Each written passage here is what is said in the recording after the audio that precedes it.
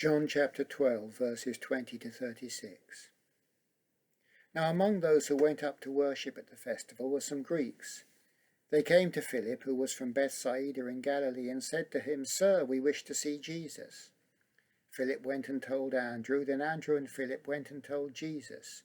Jesus answered them, "The hour has come for the Son of Man to be glorified. Very truly I tell you, unless a grain of wheat falls into the earth and dies, it remains just a single grain. But if it dies, it bears much fruit. Those who love their life lose it, and those who hate their life in this world will keep it for eternal life. Whoever serves me must follow me, and where I am, there will my servant be also. Whoever serves me, the Father will honour. Now my soul is troubled. And what should I say? Father, save me from this hour? No, it is for this reason that I have come to this hour. Father, glorify your name." Then a voice came from heaven, "I have glorified it, and I will glorify it again." The crowd standing there heard it and said that it was thunder. Others said, "An angel has spoken to him." Jesus answered, "This voice has come for your sake, not mine. Now is the judgment of this world. Now the ruler of this world will be driven out. And I, when I am lifted up from the earth, will draw all people to myself." He said this to indicate the kind of death he was to die. The crowd answered him, "We have heard from the law that the Messiah remains forever. How can you say that the Son of Man must be lifted up? Who is this Son of Man?" Jesus said to them, "The light is with you for a little longer. Walk while you have the light, so that the darkness may not overtake you. If you walk in the darkness, you do not know where you are going. While you have the light, believe in the light, so you may become children of light." For me, that gospel passage begins with a pretty challenging question. The disciple Philip is approached by some Greeks, that's to say some Gentiles or non-Jews, and they say that they want to see Jesus. And it strikes me that people might sometimes want to say that to us, to me as well.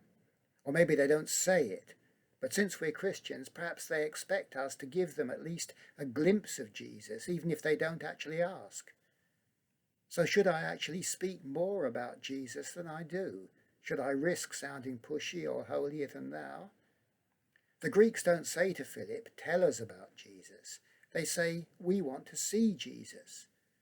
So is it enough for me to aim to treat people with love and respect and trust that Jesus will show himself?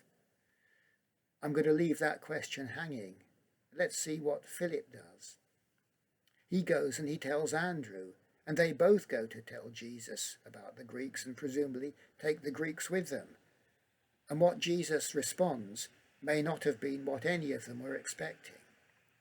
If the Greeks had wanted to see miracles or lively religious debates, they'd have been disappointed.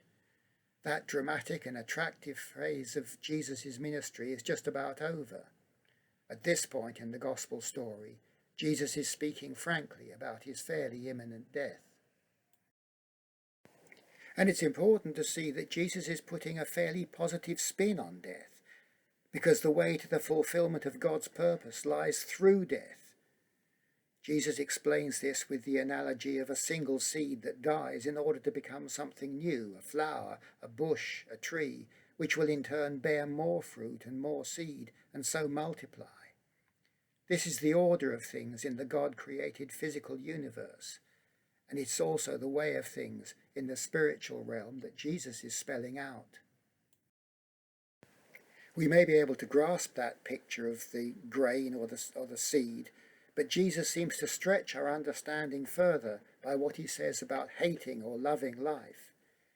We might accept that we shouldn't love our lives too much and we shouldn't make our survival more important than anything else, but is hating appropriate? The Message version of the Bible puts it this way: "Anyone who holds on to life just as it is destroys that life. But if you let it go, reckless in your love, you'll have it forever." And maybe that helps.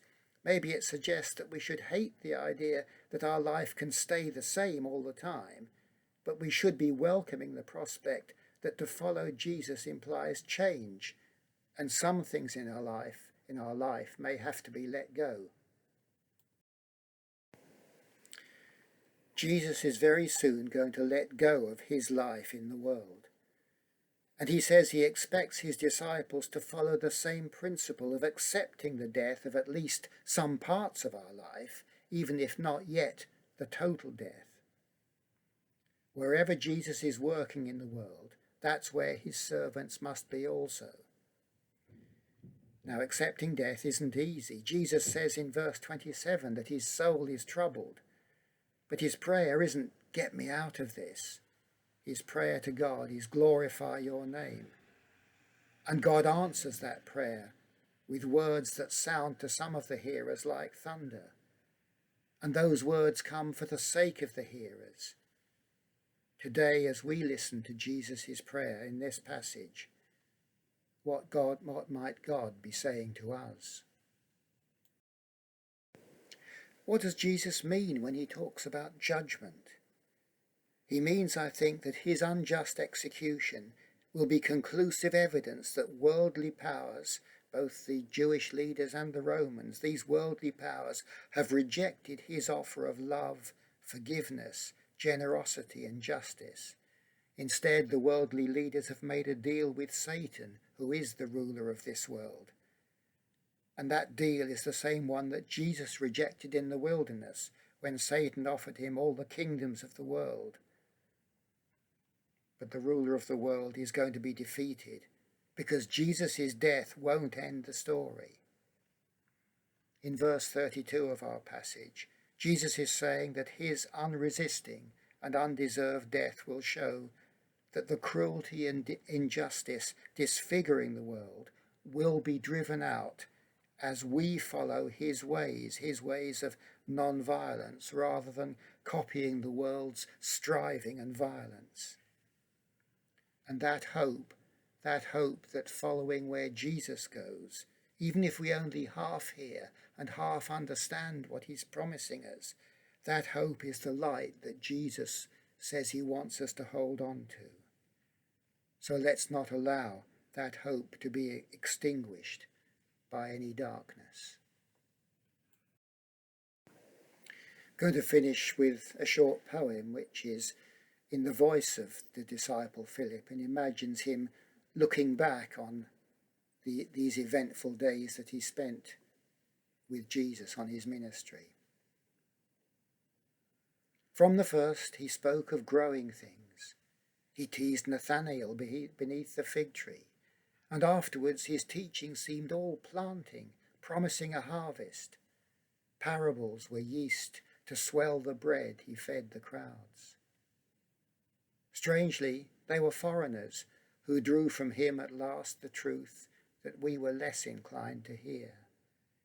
We'd fixed our eyes on fruit, forgetting new growth shows where burials have been. Denying this, we fall in any case, like fruit abandoned lasting past its best, to bruise and break in singular decay. Our births a door to solitude unless we ripen to acceptance of the scythe.